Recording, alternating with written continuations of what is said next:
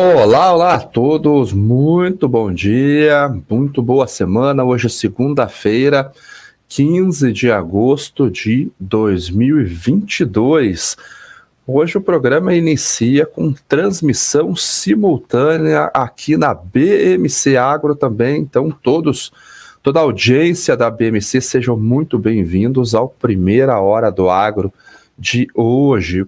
Hoje é o mercado que começa aí reagindo, digerindo os números da última sexta-feira do Departamento de Agricultura dos Estados Unidos. O departamento lá até elevou um pouquinho, surpreendeu, na verdade. A gente já tinha um cenário um pouco baixista para a soja e o departamento surpreendeu, trazendo uma visão um pouco mais baixista do que nós podíamos imaginar. Na própria sexta-feira, os preços reagiram um pouquinho de maneira negativa ao relatório do USDA, mas hoje realmente, pelo menos por enquanto, o mercado das commodities lá na Bolsa de Chicago reagindo para baixo. O que nós temos hoje com relação ao trigo? O trigo está caindo nesse momento 2,5% praticamente, a $7,86. O bushel, a entrada da safra norte-americana a $8,03 o bushel, uma queda de 2,37%. O milho ele tem reagido também, e não só ao relatório do USDA, mas à saída dos primeiros navios lá da Ucrânia. Então, na última sexta-feira, o primeiro navio com trigo, já haviam saído navios com óleo vegetal, com milho, com farelo de girassol. O primeiro navio com trigo, ele saiu na última sexta-feira e ele já está próximo de chegar ao destino. Então, o mercado está dentro daquilo que nós conversamos na última semana, que eles estão esperando para ver se os processos saem normalmente, fluem normalmente com relação tanto ao operacional quanto com relação aos meios de pagamento. Aquele primeiro navio, o navio Razone, que foi para o Líbano com 26 mil toneladas de milho, o comprador do milho, ele não quis receber o cereal por lá, ele disse que havia problemas de qualidade no cereal após 5 meses com o navio estivado, aguardando a saída lá nos portos ucranianos, e o navio voltou para a Turquia. Já fez a desestiva no último dia 11, e algo estranho aconteceu. O navio, ele desligou o transponder e foi visto perto das águas da Síria. E a Síria era um país que estava sendo acusada de estar recebendo grãos e outras commodities que a Rússia havia roubado nos portos. Então, algo de estranho no ar ali, o navio Razone visto em águas sírias, próximo ao porto da Síria. Mas o mercado em si reage hoje ao relatório, ao aumento do volume das exportações ucranianas e opera com uma baixa de 2,37%. O milho, ele veio na carona, o milho que veio com relatório mostrando que o mercado vai trabalhar em cima, no fio da navalha. Não há espaço nenhum para quebras da safra norte-americana, lá na verdade no mundo todo. Se nós pegarmos os principais países produtores, não há espaço para nenhuma quebra na próxima temporada. O mercado está trabalhando de uma maneira extremamente justa e nós vemos aqui o cereal caindo 2,61 na entrada da safra norte-americana a $6,25 o bushel. Esse contrato spot setembro aqui já está indo para o vencimento, já as opções vencem essa semana, aí ele passa a ser o contrato spot para recebimento lá nos Estados Unidos, não há mais tempo para você fazer o afretamento, o agendamento de navios, então o mercado já começa a olhar para a entrada da safra norte-americana. E o USDA, ele trouxe um número que, no meu entender, ele surpreendeu um pouco. Ele reduziu a produtividade nos Estados Unidos, isso já era esperado, a gente já havia conversado aqui no programa que ele poderia reduzir esse número aqui, que é a produtividade, entre 175 e 176 bushels por acre, e veio 175,4. Então, ok, dentro daquela expectativa que o mercado já aguardava, e essa redução vinha justamente pelo um clima muito seco, muito quente lá nos Estados Unidos, isso afetava a produtividade, várias fotos que nós vimos na internet com a pontinha da boneca do milho, como gosta o professor Cabral lá, 100 grãos. Então, isso é queda da produtividade, 175. Mesmo assim, esse 175, ele vai até 2019 só, quando teve produtividade maior. Então, não é um número péssimo. Ele é um número abaixo das expectativas de mercado, mas ele não é um número desastroso realmente. Então, 175. O que surpreendeu um pouco foi que houve uma redução na área. Ele teve uma redução de 100 mil acres, passou de 89,9 para 89,8 bushels por acre. Isso daqui eu confesso que me surpreendeu um pouco. Eu esperava até talvez uma elevação, esperava uma elevação maior para a soja do que para o milho, porque no último relatório do Acreage, 15,8 milhões de acres ficaram fora do relatório, porque o plantio atrasou naquele início, então os produtores não conseguiram informar ao Departamento de Agricultura dos Estados Unidos toda a área, principalmente nas Dakotas do Norte, Minnesota, por lá, e aparentemente sumiram esses 15,8. Nós vamos ver já na soja, simplesmente sumiram esses 15,8 milhões de acres. Como que estão projetados, os níveis atuais? Nos Estados Unidos, uma queda de 3,71 milhões de toneladas. Então, tivemos uma redução na produtividade, tivemos uma redução de área, o impacto nos Estados Unidos de 3,7 mil toneladas a menos em relação ao relatório de julho. Os estoques finais terão uma queda, estão projetados para terem uma queda de 2 milhões de toneladas. Como nós já conhecemos o USDA, ele reduziu o consumo para a ração e reduziu o consumo total. Aqui está, inclusive, o consumo para a fabricação de etanol.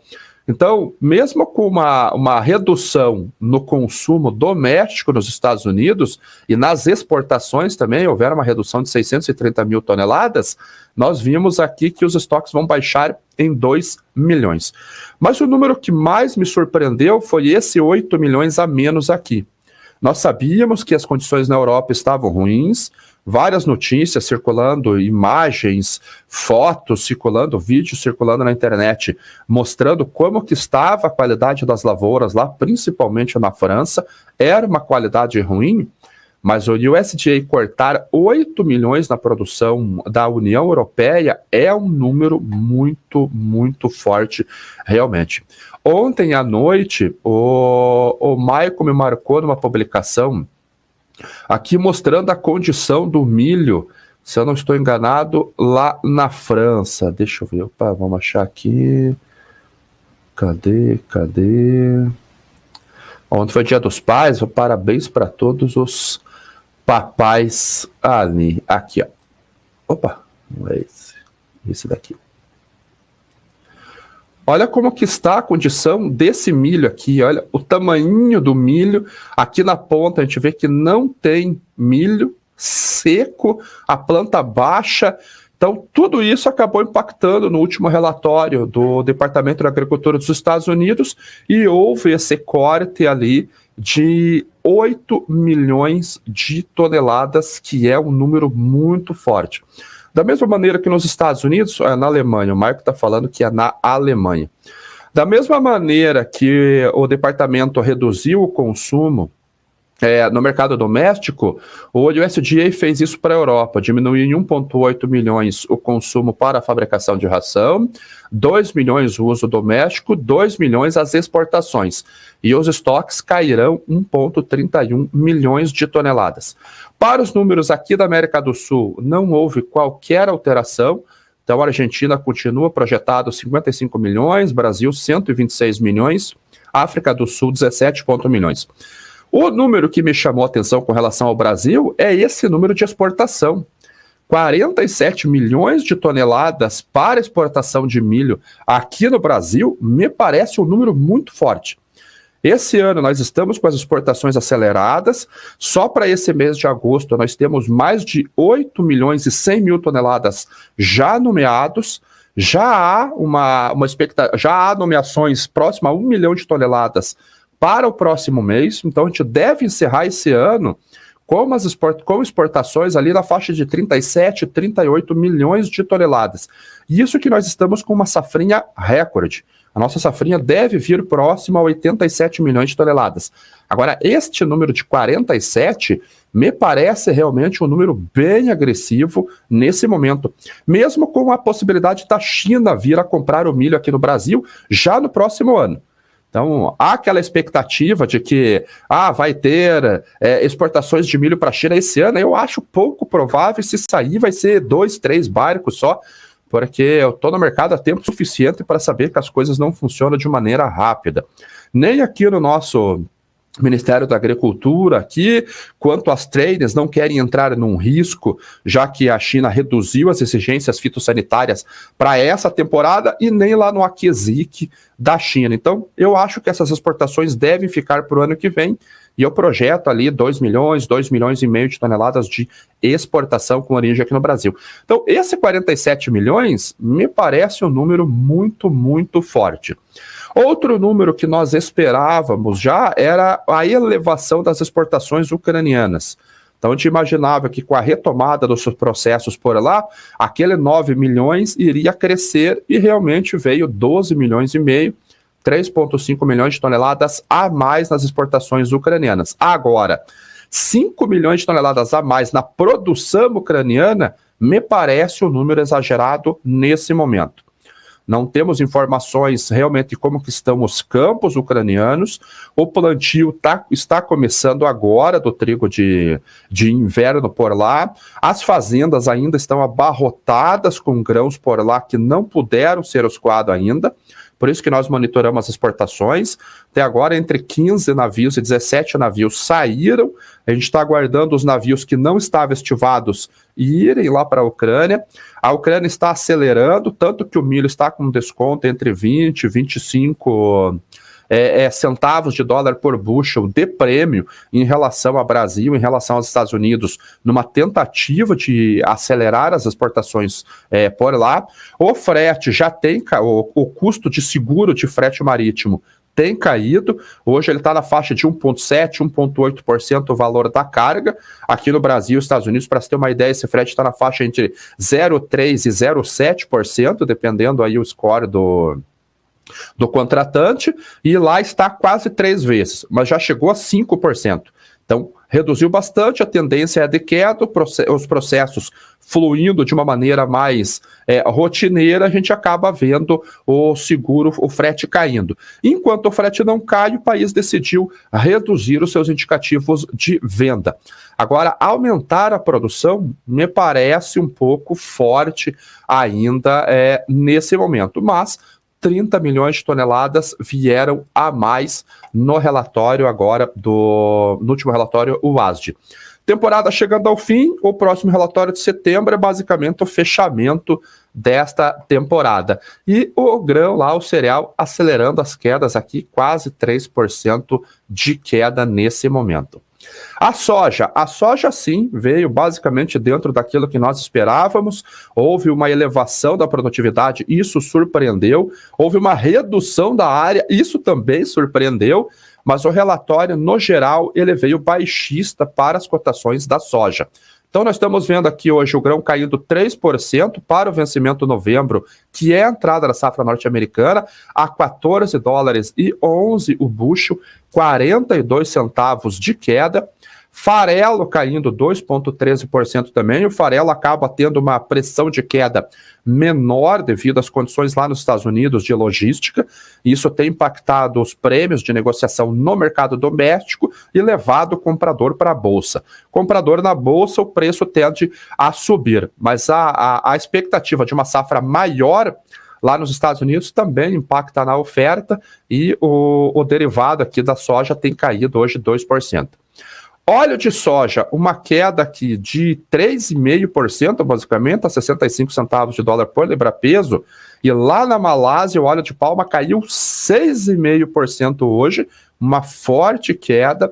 Traders realizam lucro por lá, a produção é maior, demanda deixou de se apresentar nesse momento, o governo tentando estimular as exportações, colocando mais oferta no mercado, reduziu a base para a tributação para o imposto de exportação.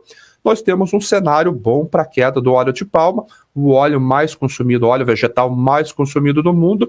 Nisso nós vemos esse tipo de movimento, óleo caindo 3,31%, 35%, desculpa, nesse momento, e afeta as cotações do grão. O que o USDA nos mostrou com relação à soja? Houve um aumento na produtividade da soja, saindo de 51,4 para 51,9 bushels por acre. Isso é uma elevação importante.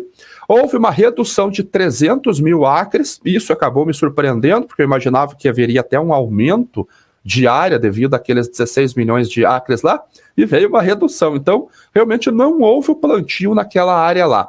Mas essa elevação aqui, ele é um número importante, pode parecer pouco, mas ele é um número importante, e aumentou em 700 mil toneladas a expectativa, a projeção das safras norte-americanas, que passam a ser estimadas agora em 123,3 milhões de toneladas. Então, maior do que os 122 milhões de toneladas do último relatório. Aumentou o programa de exportação para a próxima temporada. Nessa temporada aqui houve uma redução. Para a próxima, um aumento de 500 mil toneladas. E os estoques finais norte-americanos crescerão 390 mil toneladas. Dados da América do Sul, nenhuma alteração. Brasil projetado com 149 milhões de toneladas. Confesso que essa é a estimativa mais conservadora de mercado agora. Há consultorias falando em 151 até 155 milhões de toneladas nesse momento. Então, 149 é o número aparentemente conservador. As exportações nossas continuam projetadas em 89 milhões de toneladas e o nosso estoque haverá uma redução de 500 mil toneladas. Na Argentina, a safra prevista de 51 milhões de toneladas e exportações de 4,3 milhões de toneladas. A Argentina não é um tradicional exportador de grão de soja. Ela é o maior exportador global de farelo e óleo de soja. Aí sim o país se destaca. Agora, grão tem um volume pequeno, acaba vindo até para o Brasil um volume pequeno de soja, vai para o Paraguai também algum volume, ou foi na última temporada devido à enorme quebra por lá. A China, ela teve uma elevação de quase 1 milhão na sua produção, para 18,4 milhões de toneladas. Esse aumento também era esperado. Ano passado, a China ela já havia anunciado que aumentaria a sua produção em até 40%. Ano passado, que ela produziu próximo a 17 milhões de toneladas. Então, a gente está vendo essa oferta por lá crescendo também. Mas o USDA, ele mantém em 98 milhões de toneladas a importação chinesa. Esse número aqui me parece exagerado. Essa temporada, com sorte, a China importa 90 milhões de toneladas de soja. Com sorte. Eu acho que esse número deve ficar próximo a 89 milhões de toneladas. Margens ruins por lá, o suinocultor não quer comprar farelo, os estoques acabaram crescendo. Então, uma série de fatores ali que estão inibindo o consumo mais forte do complexo de soja, do milho por lá também. Então, ainda projetado em 98 milhões de toneladas as importações chinesas. A Europa, uma redução na produção também, 430 mil toneladas. As exportações, elas não fazem praticamente exportações, 200 mil toneladas, entre os próprios países.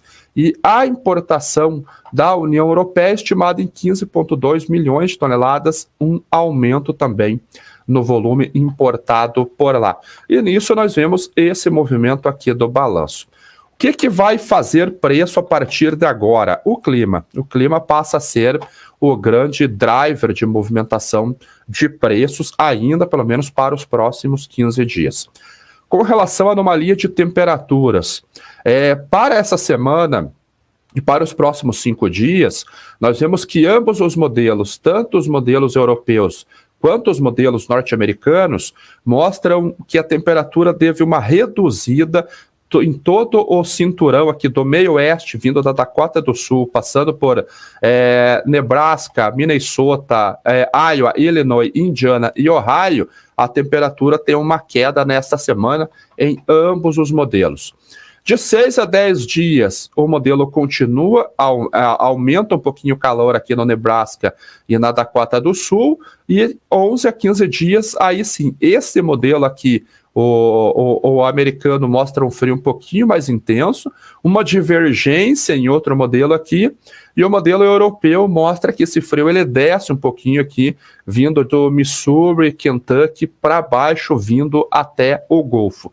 Mas a redução das temperaturas por lá também é um fator negativo para as cotações. Com relação às chuvas, hoje tem uma chuva aqui, segundo os modelos, aqui vindo em Iowa, e ele desce para o Missouri, vem até Nova Orleans, aqui em Louisiana. Ambos os modelos mostram chuvas hoje um pouquinho acima do normal, entre 1 e 5 dias, entre 6 e 7 dias, 10 dias, desculpe. A gente vê uma chuva, mas ela tem uma redução, mas mesmo assim chove, com exceção deste modelo climático aqui, que é o modelo norte-americano, e de 11 a 15 dias chuva em basicamente todo o território norte-americano, com exceção aqui do litoral da Califórnia, e aqui nesse modelo aqui pega a região de Seattle e pega até o oeste, aqui o sudoeste do Canadá, que é uma região onde tem bastante milho. Então, modelos climáticos mais favoráveis também passam a ser negativo para os preços lá em Chicago. Já que nós estamos aqui, vamos dar uma olhadinha no Brasil. Brasil que nós vemos uma marcação aqui, deixa eu ver se eu coloco esse outro mapa aqui, ele passa a ser mais legal para nós olharmos. Aqui no Brasil, para essa semana, na região sul do Brasil, nós temos chuvas previstas, em quase toda a região sul. A chuva vai embora e no fim de semana aí vem um calor, como dizem os gaúchos lá, um calor de renguear Cusco. Realmente, na Serra Catarinense ali é possível ver até formação de geadas. Então, o que nós vemos hoje? Amanheceu frio na região da Serra Catarinense, pegando aqui desde o sul do Paraná, deve ser General Carneiro, Palmas, Guarapuava, e vai até o norte aqui do Rio Grande do Sul. Amanhã ainda um friozinho um pouquinho maior aqui nessa região aqui de Minas Gerais, mas isso daqui não é risco de geadas, e essa temperatura ela vai mais ou menos parecida até o dia 19. Aí dia 19 começa a chegar um frio mais intenso, subindo do Uruguai, pega todo o Rio Grande do Sul, Santa Catarina, sul do Paraná. E no próximo sábado, aí nós vemos uma região de alta pressão aqui, isso afasta as chuvas, um frio intenso desde do Paraná aqui até o Rio Grande do Sul, pegando um frio um pouquinho mais intenso aqui no Mato Grosso do Sul e no Paraguai. Não tem risco de geadas no sul do Rio Grande do Sul, de Minas Gerais aqui. É só um friozinho um pouquinho mais intenso. Com relação às chuvas, hoje chovendo no Rio Grande do Sul, essa chuva ela sobe para Santa Catarina e Paraná já a partir de amanhã no final do dia. Um pouquinho de chuva também aqui no oeste do Mato Grosso do Sul, Paraguai e litoral do Nordeste, principalmente na Bahia, todo o litoral da Bahia aqui recebendo chuvas. Dia 17, essa chuva vem de uma maneira mais forte no oeste do Paraná, leste do Paraguai, pega até um pedacinho da região de Misiones aqui na Argentina, sul do Mato Grosso do Sul. Ela vem para o Paraná e chega a São Paulo, passando por Mato Grosso do Sul também, Rondônia e Mato Grosso. Isso daqui pode atrapalhar um pouquinho o trabalho de colheita do milho aqui no Paraná. E aí essa chuva vai embora para o fim de semana, como nós vimos ali com relação à pressão, vai embora e uma chuva volta no Rio Grande do Sul só no final do mês, dia 26 e 27 de agosto. Cafezinho hoje, realizando, semana passada o cafezinho subiu 1%, hoje está realizando, o vencimento das opções do setembro já foi, então a gente já vê que agora o mercado vai começar a olhar o dezembro, estoques continuam baixando, colheita virtualmente encerrada aqui no Brasil, então a gente vai ver a demanda. Então, aquele cenário que nós vínhamos conversando de preços não terem força para subir no vencimento de setembro se confirmou. Agora a gente já começa a olhar com um cenário um pouco diferente para dezembro, onde eu acredito que a gente possa ter um viés de alta para esses preços. 250, 260, talvez mais próximo do contrato. Talvez em outubro a gente veja esses patamares de preços, dependendo do nível de execução de contratos. Relação ao açúcar, hoje, caindo 0,5% também. Então, depois de algumas sessões de altas, o mercado também realiza parcialmente lá na Bolsa de Nova York, realiza também na Bolsa de Londres, o açúcar que também está na safra e acompanhando as cotações do petróleo no dia de hoje. Petróleo caindo 4,8%. Por quê? Porque neste fim de semana saíram relatos de uma nova tentativa de acordo com relação ao acordo nuclear do Irã, que começou lá em 2015. Então, desde 2015, a gente está nessa vai, não vai, vai, não vai. Parece que agora vai, segundo o líder iraniano. Então, segundo ele, diz que só depende agora da postura dos Estados Unidos para esse acordo celebrar. Por que esse acordo é importante? Nós vimos na semana passada a Agência Internacional de Energia aumentando a demanda de petróleo para essa temporada. Nós já sabemos que a oferta não consegue acompanhar. Quem poderia colocar uma oferta de até 2 milhões de barris a mais em questão de 3, 4 meses é justamente o Irã. Então, esse acordo é importante para o mercado do petróleo, para que o Irã possa voltar a comercializar o seu petróleo de maneira comercialmente viável. Hoje saiu a notícia também que lá na China, o refino do petróleo foi o mais baixo em julho em 2 anos. Então, as refinarias lá também reduziram o processamento, o refino de petróleo por lá. Essa madrugada saiu dados com relação ao retail sales, crescimento industrial lá da China, e o número veio abaixo das expectativas de mercado, então mostra realmente que a China está ali numa retração de sua demanda.